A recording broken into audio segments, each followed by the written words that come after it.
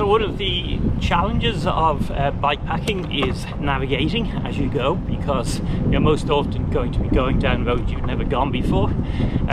You don't want to be constantly missing turnings, and you also don't want to be constantly stopping to work out which of a turn you're meant to actually make. So although some people do still use paper maps, and there are advantages to that, the batteries don't go flat enough. The easiest thing to do is to use a computer. Those specialist ones you can buy, which have the advantages in terms of battery life, but the easiest by far thing to do is if you have a smartphone, use that.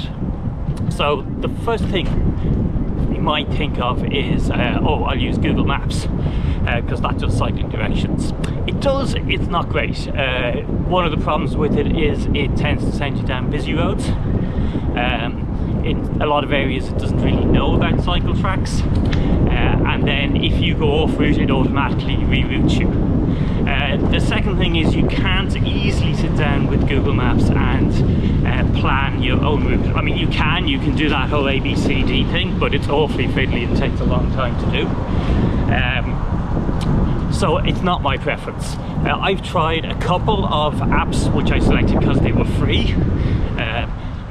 So the one I selected using is one that's called cycle.travel, which also has a website called cycle.travel.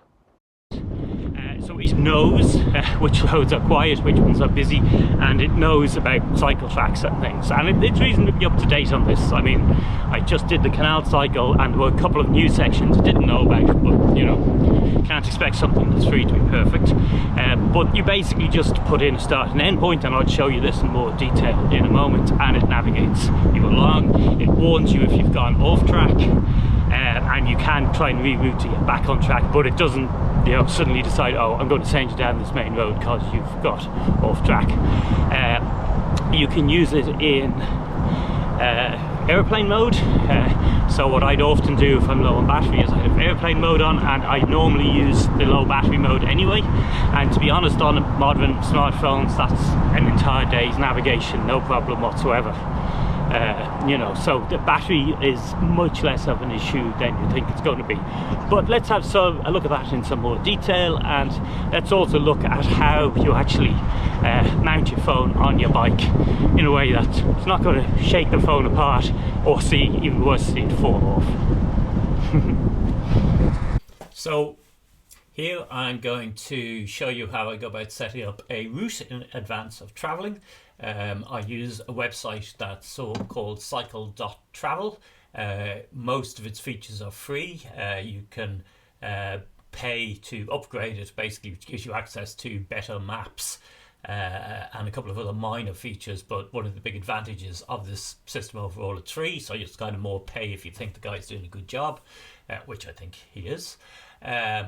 So I'm mapping out a route from Belfast to Dundalk, which is the one bit of the Irish coast cycle I've not yet to do, well, really to Carlingford. And so what you do initially is you just drop your start and end point, and it'll connect you between the two, giving preference to cycleways and quiet roads. However, I don't want to do that straight line. I want to go down the coast, so all I do is I grab somewhere on the line and I drag it over to the coast. And you'll see now it's fitting that coast route a little bit better. However, it still seeks to avoid busy roads, and most of the time the coast road is the A2. So I have to go in closer and then drag multiple points basically to the coast itself to force it to go into the coast. And as I do that, you'll see it really doesn't want to do the A2. So if I really wanted to do the A2 cycle, I'd basically have to drag multiple points onto the A2. But for the purpose of this exercise, I'm imagining that I mostly am okay with staying off the main road, and that there's just a couple of points I'd like to go down to the coast exactly, and then there's some other bits where there's dead ends, so it's not the A2 that I want to make sure it brings me in and out of. So then once I've got that done, I can then click on the hill icon, and that shows me how the heights of the route I'm planning are useful for spotting where the high points are. and then you can save the route so you can access it later. This also actually means if you have the app on your phone, you can then access the route via the app immediately. So I'm calling this Belfast to Dundalk, very imaginative there. And then once you've done that, the other thing you can do is you can export a GPX file. So that's useful if you want to do your navigation in some other app.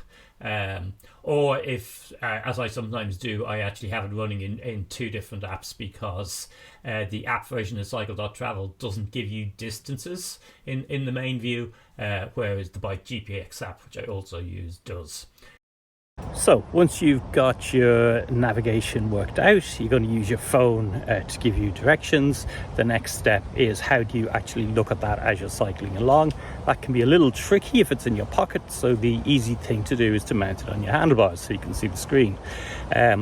If you have a look at Amazon, for instance, you'll see multiple bicycle phone handlebar mounts. A lot of these are very plasticky, and I've tried a couple. They didn't work very well. They shook, vibrated too much, which both makes it quite hard to read the screen, but also if your phone has got optical camera stabilization in it, that can actually permanently damage it, so you don't necessarily want that. After trying a couple, I noticed there were also ones for motorbikes. Now I kind of figured, well, motorbikes go faster, they're heavier, so probably these are going to be a bit more robust, so I ordered one of them, and that's actually worked much better for me, and that's the one I've been using. So let's have a look at it. So this is the Ozpro. You can see it's got some very firm grip onto the phone itself. It's also kind of rubberized, and there is springs between the kind of mount attachment part and the grip that damp down vibration, and then it mounts onto your handlebars with this rotating device that then goes onto a ball you put on the handlebars itself. So that's handy, because that basically gives you 360 degree of movement in terms of the orientation. It's got one last nice feature, which is the base of it has a mount, a screw mount that you can attach your GoPro to. And as you'll have seen from my other videos, I actually put a pole on that and then the GoPro on the pole, which gives me good height for filming it. But let's put it on the bike and have a look. And so here we have it mounted, and you can see the way it rotates. You can tighten that to make it more permanent. The phone slots in here, these pull up, you pop in the phone underneath it, and there you have it. And again, at the back we have this useful GoPro mount, which means it also of course provides some stability, additional stability to your GoPro, handy enough if you're in rough conditions. So let me switch over to the GoPro and show it to you with the phone in place. Okay, so now I've switched over to the GoPro, and we have the phone now mounted.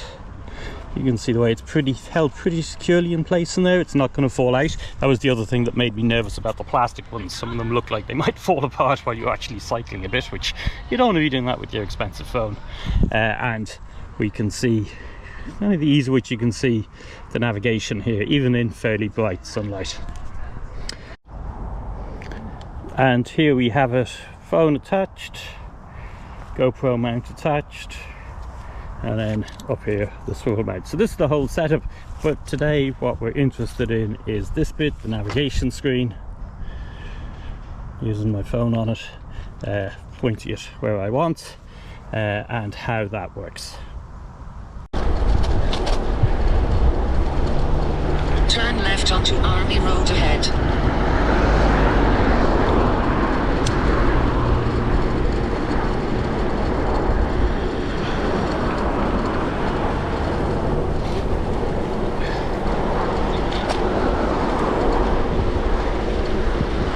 Straight on along Fountain Road, then enter roundabout and take Chesterfield Avenue 3rd exit.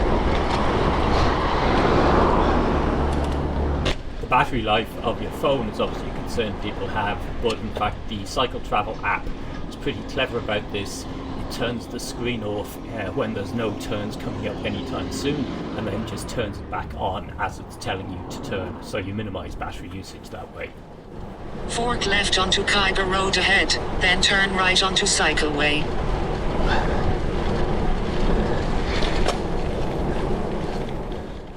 And so there we have it, a complete route planning to implementation on your phone, on your bike. Guide to navigating while backpacking. I've been using this system for about 7,000 kilometers now, and it hasn't let me down. Heavy rain is the one bit where it's a bit of a problem, because you then need to put your phone in your pocket. So an additional trick is to have a Bluetooth earbud.